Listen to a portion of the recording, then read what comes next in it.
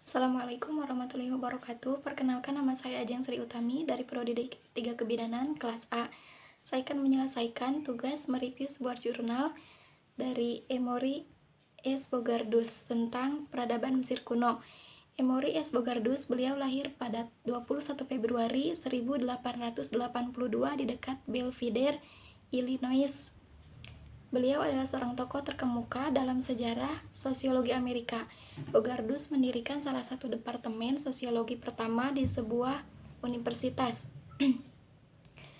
di University of Southern California pada tahun 1915. Jurnal tersebut menceritakan tentang Mesir kuno, yaitu peradaban kuno di sebelah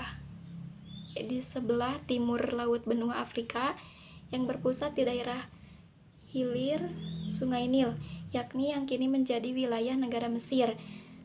Peradaban ini dimulai dengan unifikasi Mesir, hulu dan hilir sekitar 3150 sebelum Masehi, dan selanjutnya berkembang selama kurang lebih 3 milenium. Sejarahnya mengalir melalui periode kerajaan-kerajaan yang stabil, masing-masing diantarai oleh periode ketidakstabilan yang dikenal sebagai periode menengah.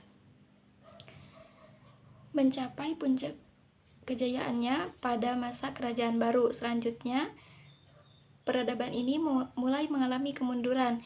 Mesir ditaklukkan oleh kekuatan asing pada periode akhir, sehingga kekuasaan Fir'aun secara resmi dianggap berakhir pada tahun sekitar 31 sebelum Masehi, ketika Kekaisaran Romawi menaklukkan dan menjadikan Mesir sebagai wilayah Ptolemaik sebagai bagian dari provinsi Romawi.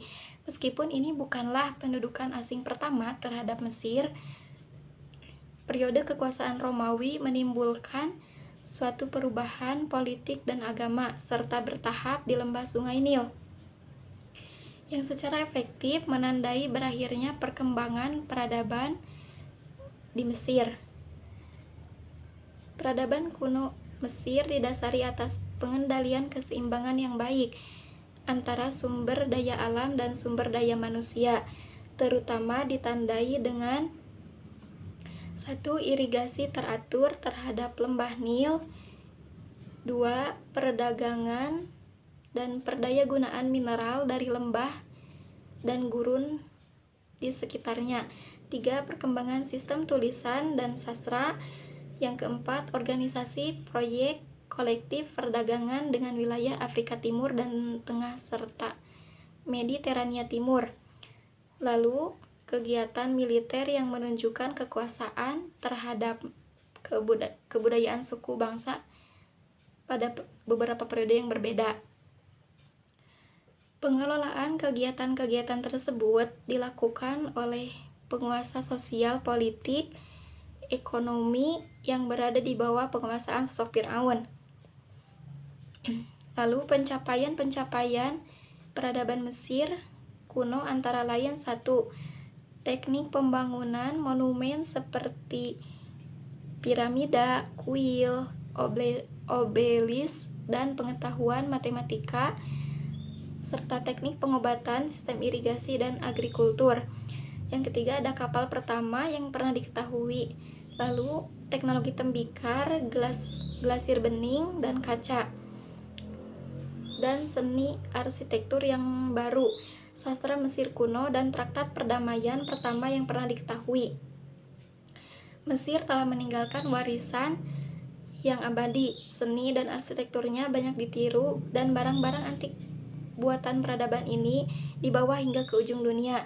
Reruntuhan-reruntuhan monumentalnya menjadi inspirasi bagi pengelana dan penulis serta peneliti selama berabad-abad.